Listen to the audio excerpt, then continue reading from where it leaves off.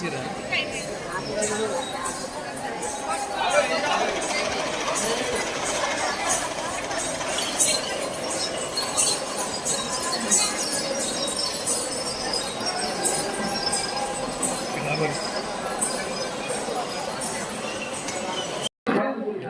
అండి, ఈరోజు మనము కొమరేలికి వచ్చాము.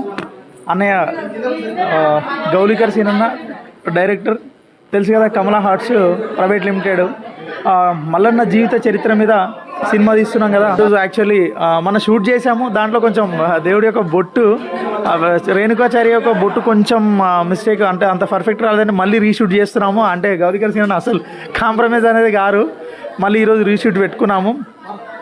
మల్లన్న జీవిత చరిత్ర మీద ఇప్పటివరకు ఎవరు తీయలేదు.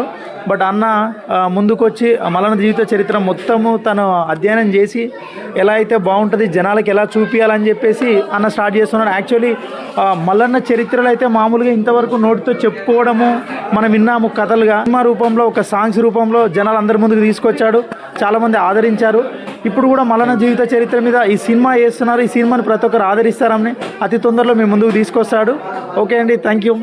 ఓకే, కొమరవెల్లి మల్లన్న జన్మరహస్యం సినిమా ఫిబ్రవరిలో శివరాత్రికి రిలీజ్ చేద్దామని ఒక గట్టి పట్టుదలతో ఉన్నాం మేము. సో దానికోసం ఒక చిన్న ఇంచ్ ఎక్కడ మిస్ అయినా కూడా నేను కాంప్రమైజ్ అవ్వను. కారణం ఏంటంటే చేసే పని పర్ఫెక్షన్ ఉండాలని నేను కోరుకుంటాను. సో ఆ రోజు బై డిఫాల్ట్ అన్ఎక్స్పెక్టెడ్గా షూటింగ్ అంటేనే ఒక పెద్ద పరీక్ష. ఎప్పుడు మనకు పరిస్థితులు అనుకూలంగా ఉండవు. It is an challenge. So ఛాలెంజ్ని ఎదుర్కోవడం నాకు బాగా ఇష్టం. అందుకే ఇప్పుడు కూడా అద్భుతంగా చేయాలని మళ్ళీ డిసైడ్ చేసుకున్నాం. So I will try my level best to present it. So Komaravelli Mallanna cinema అంటే అంత ఆషామాషి వ్యవహారం ఏం కాదు. సో దానికోసం అని చెప్పి నేను ఆర్కియాలజీ డిపార్ట్మెంట్ వాళ్ళ దగ్గర నుంచి, తర్వాత చాలామంది పెద్దవాళ్ళ దగ్గర నుంచి ఎంతో ఇన్ఫర్మేషన్, తర్వాత దాంతోపాటుగా ఎవిడెన్సెస్ అంటే సాక్ష్యాలు. మల్లన్న చరిత్ర ఇప్పటివరకు ఏంటంటే ఒక జానపద బాణి ప్లస్ శాస్త్రం రెండింటి సమ్మిళితమైనటువంటి ఓ అద్భుతమైన గాథ. సో మల్లన్న స్వామి చరిత్రకు సంబంధించిన మేము చేసినటువంటి మొట్టమొదటి వీడియో ఏదైతుందో బండారిగడ్డ చరిత్ర, అది తీసింది నేనే.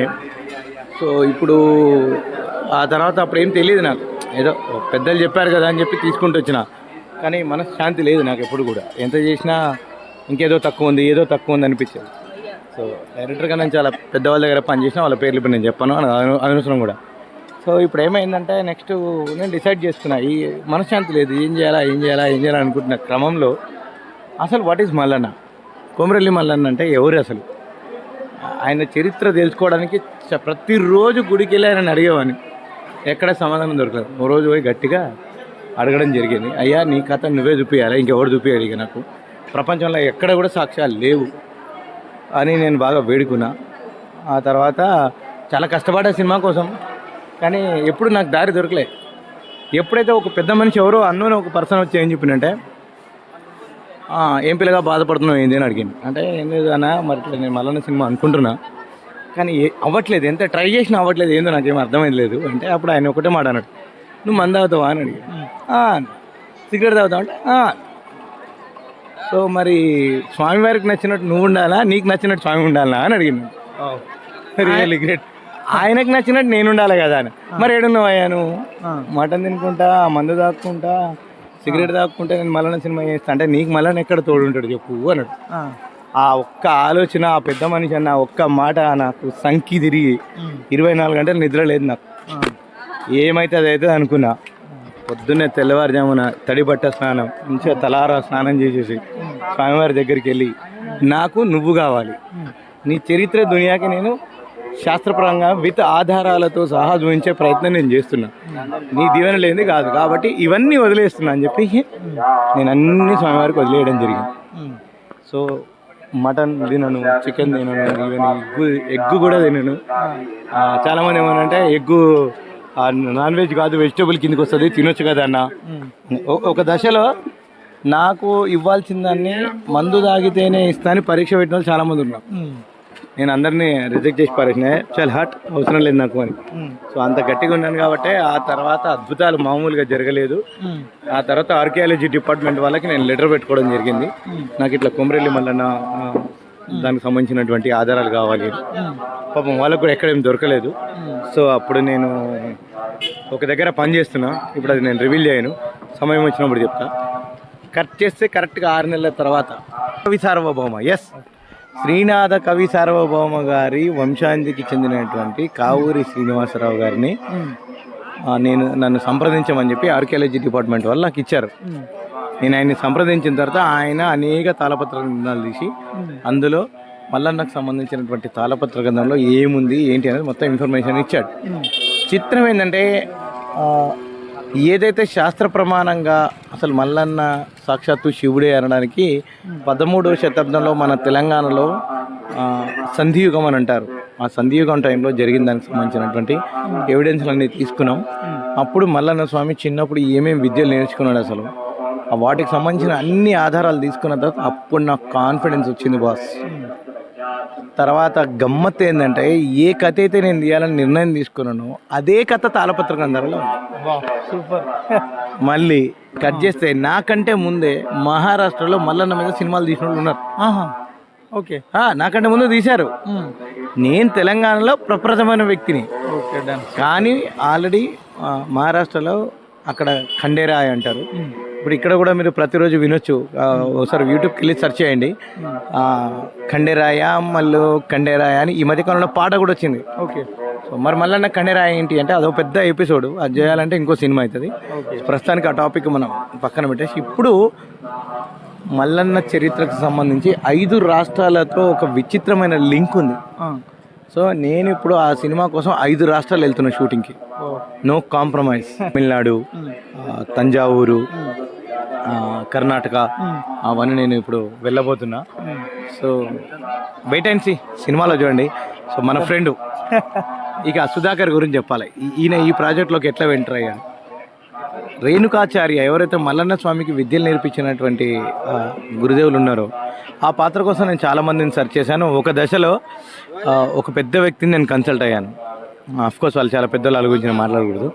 సో నాకున్న పరిధికి దాటి అంత బడ్జెట్ నేను ఇవ్వలేనని చెప్పేసి నేను పక్కన పెట్టేసిన. ఆ టైంలో ఏం చేయాలో అర్థం కాని పరిస్థితి. మళ్ళీ స్వామివారి దగ్గరికి వెళ్ళినా, అయ్యా నీ గురువుని నువ్వే పంపియన్నా.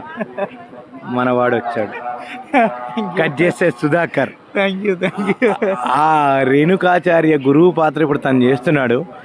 ఎలా ఉంటుంది ఏంటి అనేది గతంలో లాగ్లో చూపించాం కదా గెటప్ అనేది.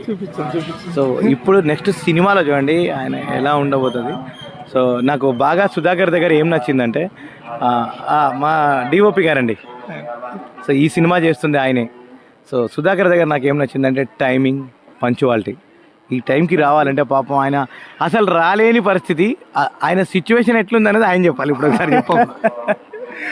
యాక్చువల్లీ బిజీ షెడ్యూల్ ఉండే, వేరే సాంగ్ ఉన్నది ఒకటి, నాకు సాంగ్ చేయాలి. కాకుంటే ఈ గెటప్లో వచ్చేసింది అంటే టోటల్ క్లీన్ షేవ్ ఉంటుంది. రేపు సాంగ్ ఉన్నది నాకు. ఇంకోటి స్వామి వాళ్ళ ఇంట్లో ఈరోజు భిక్ష ఒకటి ఉన్నది. అవన్నిటికీ నేను కమిట్మెంట్ ఇచ్చాను.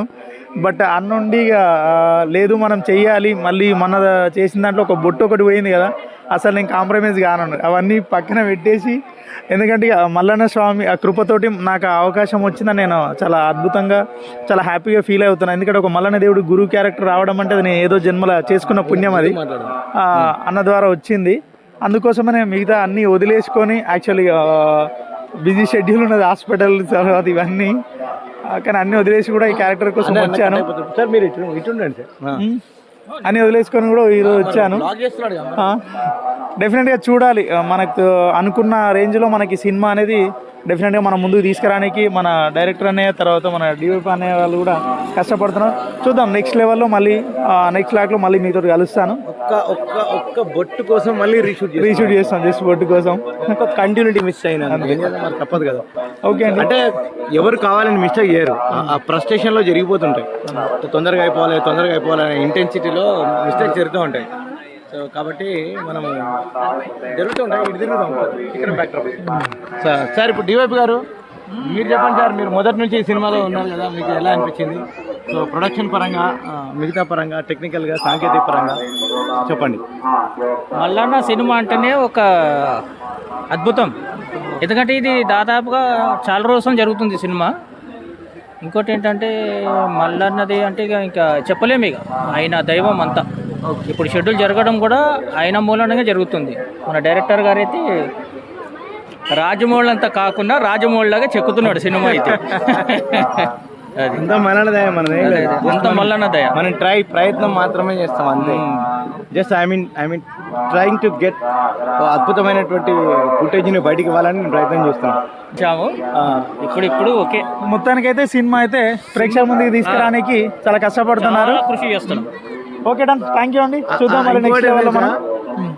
ఈ సినిమా ఎందుకు చేస్తున్నానంటే నేను ఏం లేదు, సింపుల్ మ్యాటర్. నేను ఒక సిద్ధాంతాన్ని నమ్ముతాను. నీ సంకల్ప బలం గట్టిదైతే అసాధ్యం అనేది ఏది లేదు. Wow super.